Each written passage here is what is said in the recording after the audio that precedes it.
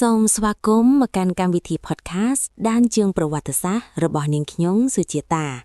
ថ្ងៃនេះខ្ញុំមានកិត្តិយសណាស់ដែលបានមកអង្គុយជជែកជាមួយលោកគ្រូសារឿនអំពីប្រធានបទដ៏រំភើបញាប់ញ័រមួយបាទជំរាបសួរសុជាតានិងប្រិយមិត្តអ្នកស្ដាប់ទាំងអស់ខ្ញុំពិតជារីករាយដែលបានមកចែករំលែករឿងរ៉ាវនៃស្មារតីស្នេហាជាតិរបស់បុព្វបុរសខ្មែរយើងចាលោកគ្រូប្រធានបទថ្ងៃនេះគឺដើម្បីប្រជាជនកម្ពុជាទោះលះបង់ជីវិតក៏ត្រូវកំទេចចោលឈានពៀនសៀមឲ្យបានគ្រាន់តែលើចំណងជើងភ្លាមខ្ញុំមានអារម្មណ៍ថាក្តៅឆេះឈាមជ័រអ្នកតស៊ូតែម្ដងពិតមែនហើយសុជាតាឃ្លានេះមិនមែនគ្រាន់តែជាពាក្យស្លោកធម្មតាទេ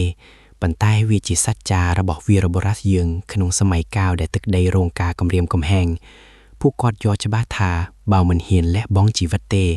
កូនចៅចំនួនក្រោយនឹងរស់ក្នុងភាពជាទាសករចុះលោកគ្រូយល់យ៉ាងណាដែរចំពោះពាក្យថាកំទេចចោលឈ្លានទានតើវាបង្កប់នូវអត្ថន័យជ្រាលជ្រៅកម្រិតណាសម្រាប់ការពិជាតិពាក្យថាកំទេចនៅទីនេះគឺមានន័យថាការបោះសម្អាតរាល់មហិច្ឆតាអាក្រក់ដែលចង់លាបត្របាក់អធិបតេយ្យភាពរបស់យើងក្នុងប្រវត្តិសាស្ត្រសៀមតែងតែព្យាយាមលួចបន្លំនិងឈ្លានពានប៉ុន្តែស្មារតីខ្មែរមិនដែលចុះចាញ់ឡើយនាងខ្ញុំធ្លាប់បានអានរឿងរ៉ាវនៃសមរភូមិជាច្រើនដែលទាហានខ្មែរយើងតស៊ូដល់ដង្ហើមចុងក្រោយតើអ្វីទៅជាកម្លាំងចិត្តដ៏ធំធេងរបស់ពួកគាត់គឺក្តីស្រឡាញ់ចំពោះទឹកដីនិងប្រជាជនពួកគាត់សម្លឹងមើលទៅមុខកូនចៅសម្លឹងមើលទៅប្រាសាទបុរាណហើយដឹងថាបើគ្មានពួកគាត់ឈរនៅជួរមុខទេអ្វីទាំងអស់នឹងរលាយបាត់បង់នេះជាការលះបង់ដ៏ខ្ពង់ខ្ពស់បំផុតប៉ុន្តែការបាត់បង់ជីវិតជារឿងដ៏សោកសៅបំផុតសម្រាប់គ្រួសារពួកគាត់មែនទេលោកគ្រូពិតណាស់សុជាតាប៉ុន្តែសម្រាប់វីរជនសេចក្តីស្លាប់ដើម្បីជាតិគឺជាសេចក្តីស្លាប់ដែលមានកិត្តិយសបំផុតឈ្មោះរបស់ពួកគាត់ត្រូវបានចារឹកក្នុងបេះដូងប្រជាជនជារៀងរហូត